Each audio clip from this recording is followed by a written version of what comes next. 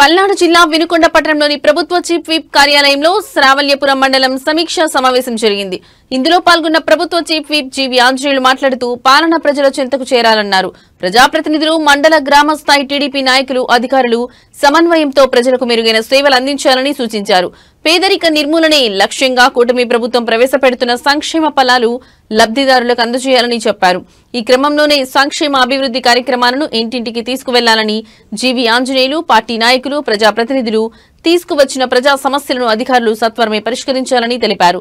ప్రజా సమస్యల పరిష్కారంలో అధికారులు జాప్యం చేయొద్దని సూచించారు.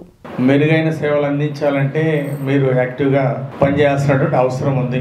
మీరందరూ బాగా పనిచేస్తే, అట్లాగే పొలిటికల్ లీడర్స్ మీరు అందరూ కలిసి సమిష్టి కృషి చేస్తే అది అభివృద్ధిని సంపూర్ణంగా సాధించడానికి మన అవకాశం ఉంది. అందుకోసమే ఈరోజు ఒక సమన్వయం కోసం, ఒక సమిష్టి కృషి కోసం, మండలాన్ని అన్ని రంగాల్లో అభివృద్ధి చేయడం కోసం, నియోజకవర్గాన్ని అభివృద్ధిని ఆశయంలో పెట్టుకొని ఈరోజు మీ అందరినీ పిలవడం జరిగింది.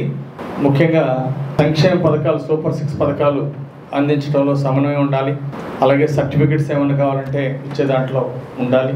ఇంకా గ్రామం నుండి వచ్చినటువంటి వాళ్ళు కొన్ని వాళ్ళ సమస్యలు ఏదైనా పెండింగ్ ఉన్నాయి చెప్తారు, వాటిని ఎలా అధిగమించాలి, ఎలా ఆ సమస్య రమ్మని కంపల్సరీగా ఇది ఎండే ఎజెండా. ఈరోజు మనందరం కలిసి జన్మభూమి స్ఫూర్తితో పనిచేసినప్పుడు బాగా అభివృద్ధి చేసుకోగలుగుతాం. ఈరోజు జన్మభూమి స్ఫూర్తితో అందరం కూడా కలిసి అభివృద్ధి చేసుకోవాల్సినటువంటి అవసరం ఉంది. ప్రత్యేకించి చంద్రబాబు నాయుడు గారు 1998లో ఆయన ముఖ్యమంత్రిగా ఉన్నప్పుడు యువ పారిశ్రామికవేత్తలు రాజకీయాల్లోకి రావాలి, జన్మభూమి స్ఫూర్తి ఉన్నటువంటి వాళ్ళు రాజకీయాల్లోకి రావాలి, మీ గ్రామాలని, మీ ప్రాంతాలని మీరు అభివృద్ధి చేసుకోవాలి, పేదరిక నిర్మూలన మీరందరూ భాగస్వామ్యం అవ్వాలి అని చంద్రబాబు గారు పిలిపించారు. మీరు ఎన్ని కోట్లు సంపాదించుకున్నా అది మీకు, మీ కుటుంబానికి ఉపయోగపడుతుంది, కానీ ప్రజాసేవ చేసినట్లు అవ్వదు. ప్రజాసేవ చేయాలంటే మీరు గ్రామాన్ని అభివృద్ధి చేయాలి, ప్రజలకు సేవ చేయాలని చెప్పేసి చంద్రబాబు నాయుడు గారు ఆ రోజు ముఖ్యమంత్రిగా ఉన్నప్పుడు పిలిపించారు.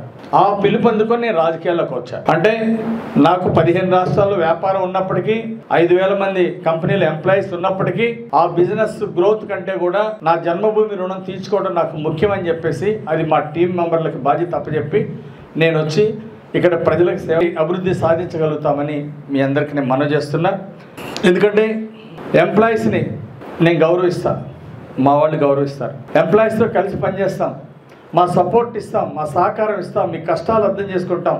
మా పరిధిలో ఉన్నవన్నీ కూడా సమస్యల పరిష్కారాన్ని మేము కృషి చేస్తాం. ఎంప్లాయీస్ యొక్క సమస్యలు ఏదైనా ఉంటే అది చంద్రబాబు గారి దృష్టికి కూడా తీసుకెళ్తాం. స్టేట్ లెవెల్లో ఎంప్లాయీస్ యొక్క సమస్యలు, ఏదైనా లాంగ్ టర్మ్ ట్రైనింగ్ ఉన్నటువంటి ఇంక్రిమెంట్స్ కానీ ఇలాంటివన్నీ కూడా మరి ముఖ్యమంత్రి గారి దృష్టికి తీసుకెళ్తామని ఈ సందర్భంగా తెలియజేస్తున్నా.